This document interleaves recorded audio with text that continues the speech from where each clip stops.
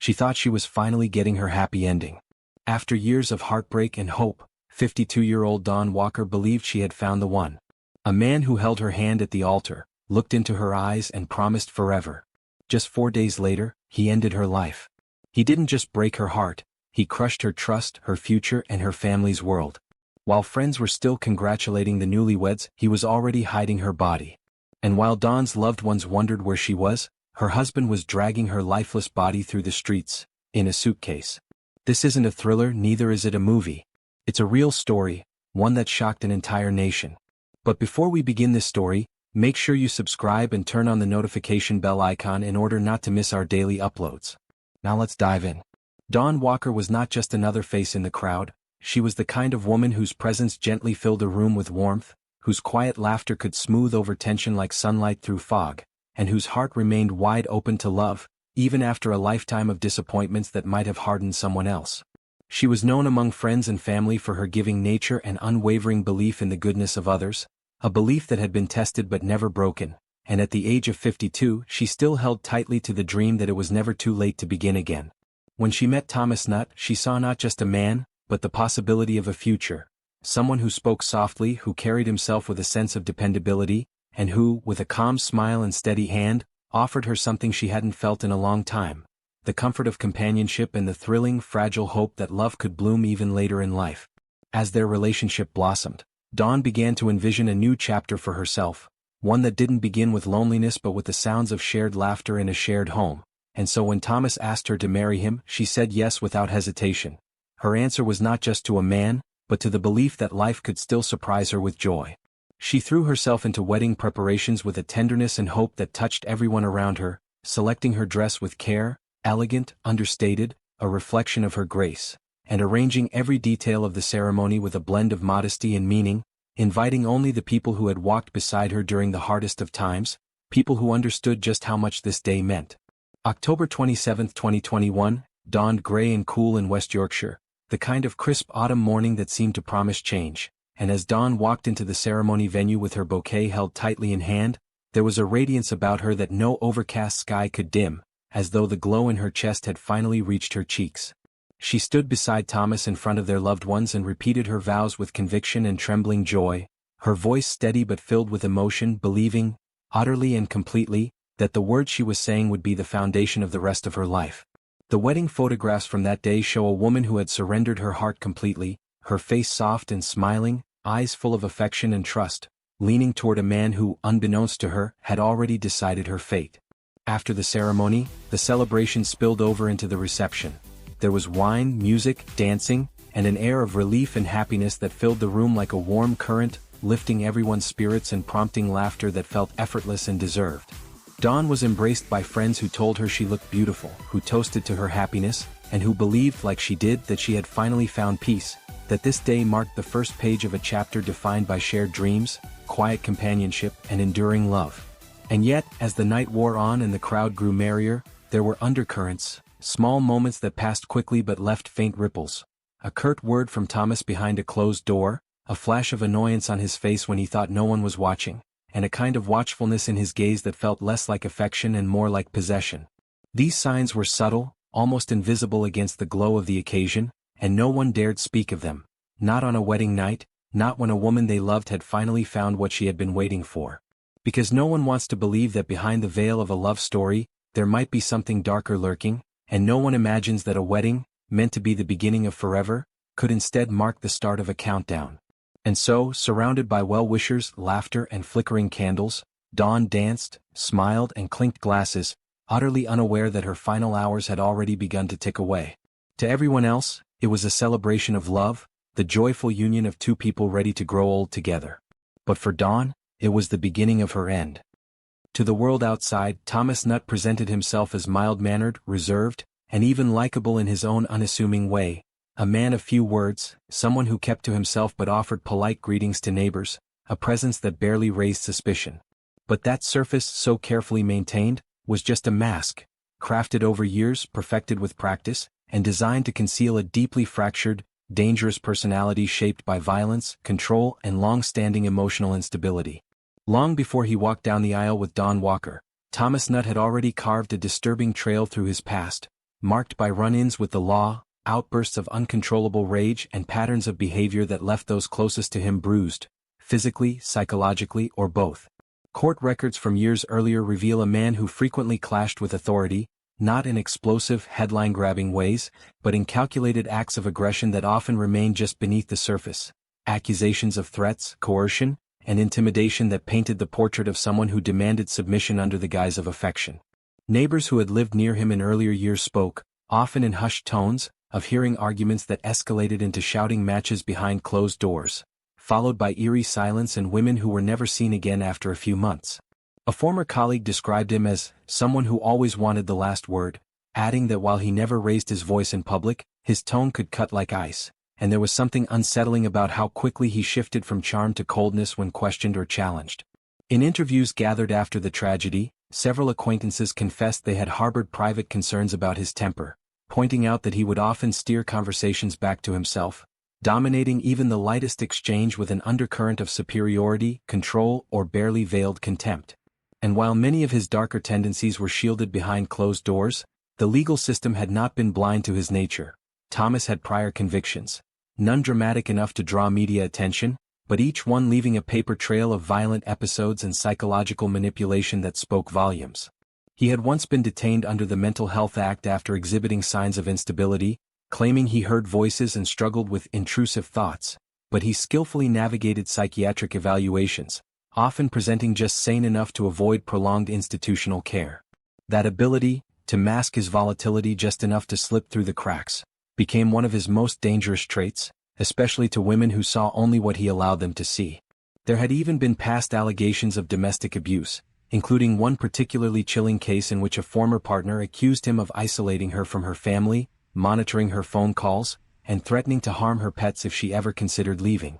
But those cases never led to convictions, either because the women withdrew their statements in fear or because Thomas, always calculating, knew how to discredit their claims with careful lies, half-truths, and a calm exterior that made disbelief easy.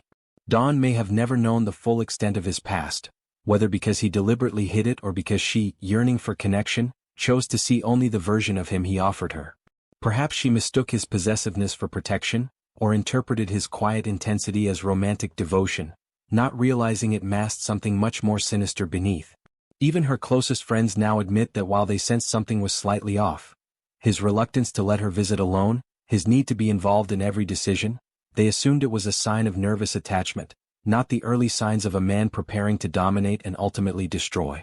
In chilling court testimony read aloud during the trial that followed Dawn's murder, excerpts from Thomas's own statements revealed a man with no real remorse, only excuses. He spoke not of love lost but of being provoked, of feeling cornered, of lashing out in a moment he couldn't control.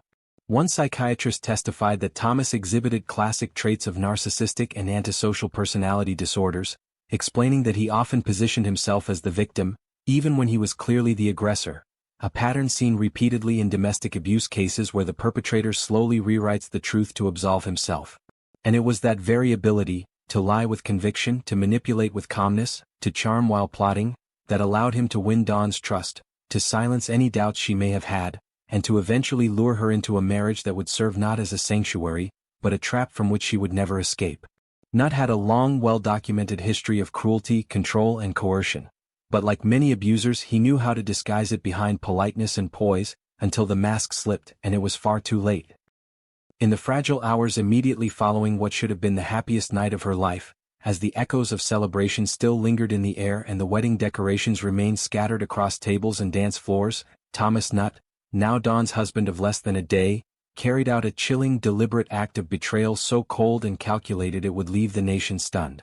Behind the closed door of their home in Lightcliffe, West Yorkshire, far from the joyful eyes of family and friends who had just witnessed their vows, Nutt turned on the woman who had trusted him with her heart and future, and in a moment, or perhaps in a sequence of moments that blurred between rage, entitlement, and premeditation, he placed his hands around her neck and ended her life in silence, snuffing out the light of a woman who had once believed this day marked a new beginning. Once the life drained from Dawn's body and the irreversible had been done, Thomas didn't panic, didn't weep, didn't show remorse.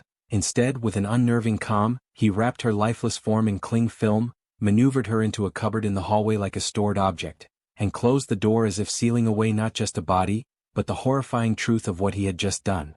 And then, with an audacity that stunned investigators and prosecutors alike, he packed a bag, stepped into the outside world, and began what he would portray as a cheerful post-wedding getaway, a solo honeymoon trip to the seaside town of Skegness, a move designed not to mourn, not to process grief, but to build an alibi, project normalcy, and begin weaving a web of deception that would keep suspicions at bay while he figured out his next move.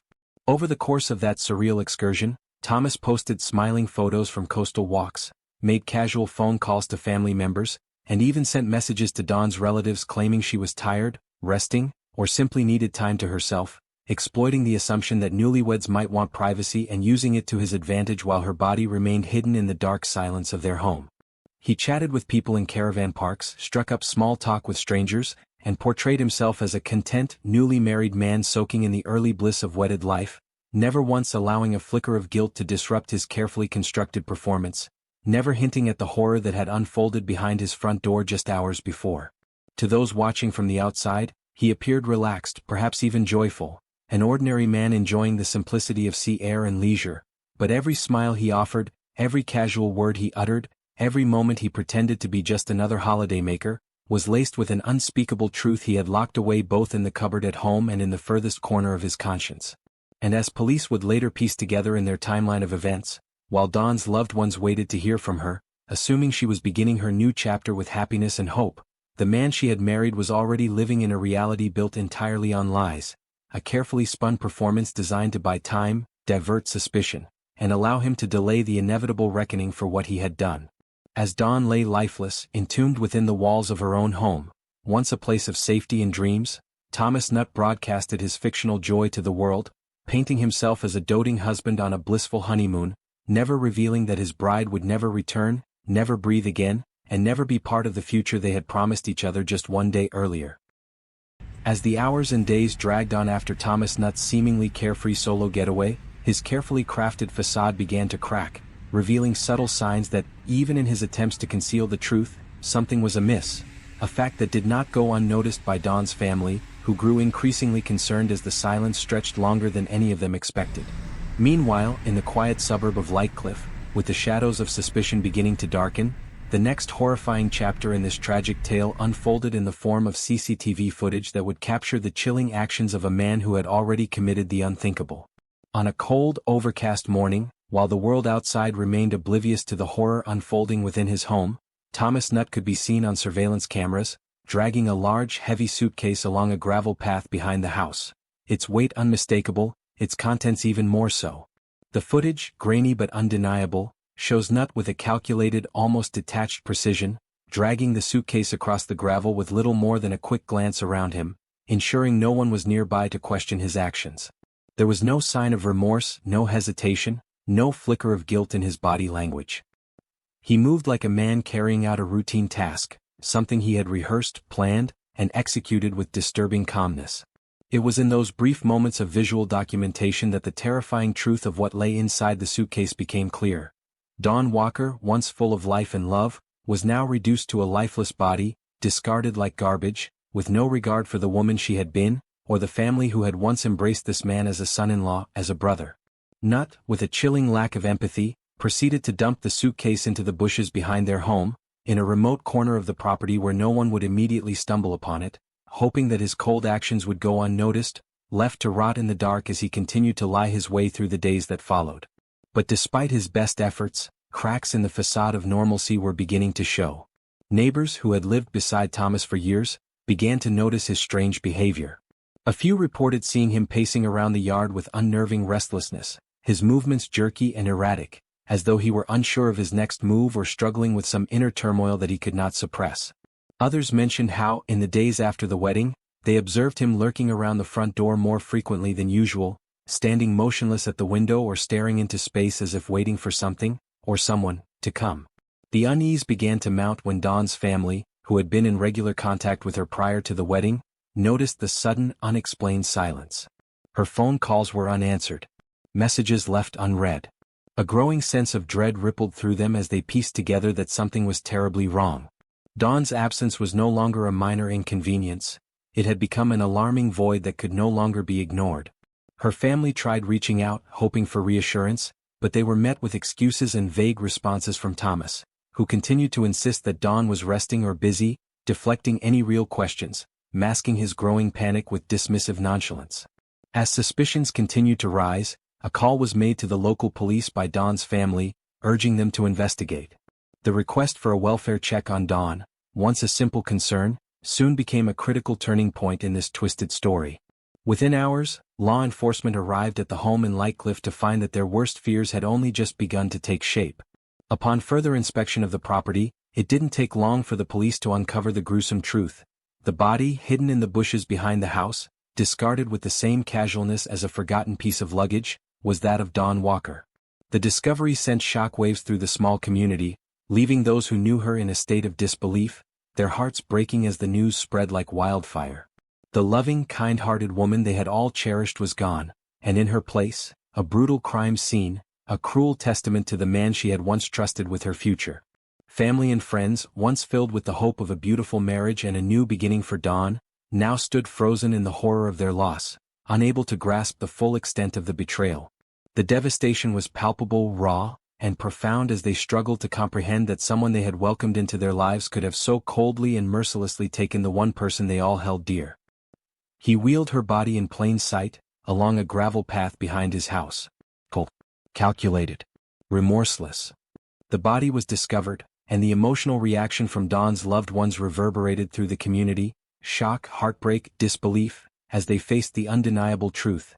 Their beloved Dawn would never return, and the man who had promised to love and protect her was now a murderer, hiding his cruelty behind a mask of lies. As the investigation into Dawn's death progressed, Thomas Nutt was arrested and faced a trial that would expose the dark truths about his manipulative, controlling behavior. On the surface, he attempted to deflect responsibility, trying to convince the courts that he was not entirely to blame, that the tragedy was the result of a mental breakdown. He pleaded guilty to manslaughter, a last-ditch effort to avoid being convicted of murder, claiming that he was not in control of his actions when he killed Dawn. But as the trial unfolded, it became clear that Nutt's actions had been premeditated and calculated. The prosecution laid out the details of Nutt's history of controlling behavior, mental health claims, and previous allegations of abuse. Evidence was presented that painted a disturbing portrait of the man Dawn had married, someone who had a history of violence that he managed to hide behind a facade of normalcy. The timeline of events, the manipulation, and the lies began to unravel in front of the court, revealing the terrifying truth about the kind of man Nutt truly was. His emotional outbursts and his so-called apology were seen by many as nothing more than an attempt to avoid the full consequences of his actions. The prosecution, however, made it clear that his supposed breakdown was just another lie in a long string of deceit. They showed how he had planned the murder in advance, how he had used his charm to manipulate Dawn, and how he had slowly built up to that fateful moment when he took her life. The trial was marked by powerful statements from those who knew Dawn best. Family members and close friends were forced to relive the pain of losing her, confronting the reality that the man they had once believed in was capable of such horror. As the prosecution revealed the details of the crime, the cold, calculated nature of Nutt's actions became undeniable. There was no breakdown, no mental instability, just a man who had made a choice to kill the woman he had promised to love and cherish. In court, Nutt cried, trying to convince everyone that he wasn't the monster his actions revealed him to be. But his tears came too late. Dawn's family and loved ones stood firm, their pain palpable as they spoke of the woman who had been taken too soon. There was no room for sympathy or understanding in the courtroom. Dawn had been silenced, and now it was her loved ones who would make sure her voice was heard. As the trial came to a close, it became painfully clear. Nutt's crimes were not a result of a momentary lapse in judgment, but of a well-planned, cold-blooded act of violence. And in the end, the trial wasn't just about justice for Dawn. It was about ensuring that her memory would not be forgotten, that her life would not be reduced to another tragic statistic. In court he cried. But his tears came too late. Dawn's family spoke for her, in pain, in fury, and in grief. After the intense courtroom battle, the time came for the jury to deliver their verdict. The silence in the courtroom was palpable as the judge prepared to announce the fate of Thomas Nutt. The weight of the evidence had been overwhelming, and the cruelty of his actions had left no room for doubt. As the verdict echoed through the room, it was clear, Nutt was found guilty of murder. The courtroom, which had been filled with tension, now shifted to a place of solemn finality. The justice system had spoken, and Nutt would be held accountable for the life he had taken. But the punishment that followed would never bring Dawn back. Nutt was sentenced to life imprisonment with a minimum of 21 years before he would even be eligible for parole. It was a sentence that, for many, seemed far too lenient in comparison to the life he had stolen. The reaction to the verdict was one of shock and sorrow, not just from Don's family, but from the wider public as well. People across the country felt the gravity of this tragic loss, especially as the case highlighted the deep-rooted issues of domestic violence that often go unnoticed or are ignored until it's too late. Don's case brought to light the frightening reality of how some victims, particularly in abusive relationships, may not fully recognize the danger they are in until the worst has already happened. The public's calls for better domestic violence protection, for stronger laws to protect the most vulnerable, grew louder in the wake of Don's murder. In the days that followed, a candlelight vigil was held in Don's memory. Friends, family, and even strangers gathered together, their hearts united by the pain of losing someone who had touched so many lives. The flickering flames of hundreds of candles cast a soft glow, but they could never extinguish the ache left by Don's untimely death. As they stood together, they weren't just mourning her loss, they were honoring her life, and the legacy she left behind, even if that legacy was marred by the horror of how she died. He promised forever. The law gave him just 21 years. For Don's family, there will never be enough justice. The trial, the verdict, and the sentence may have marked a conclusion in the legal sense, but for those who loved Don, the fight for justice never truly ended. The grief they carried would last a lifetime, and the knowledge that no amount of time behind bars would ever bring her back made the legal victory feel hollow. For them, true justice would have been seeing Don's future unfold, seeing her live out the love and life she deserved, unmarred by the violence that took it all away. No sentence could ever truly balance the scales of what she had lost, and the family she left behind. And if Don's story has touched you, if it stirred something in your heart, please don't let it end here. Like this video to raise awareness. Share it to break the silence. And subscribe for more real stories that need to be told. Together, we can be a light in someone's darkest moment.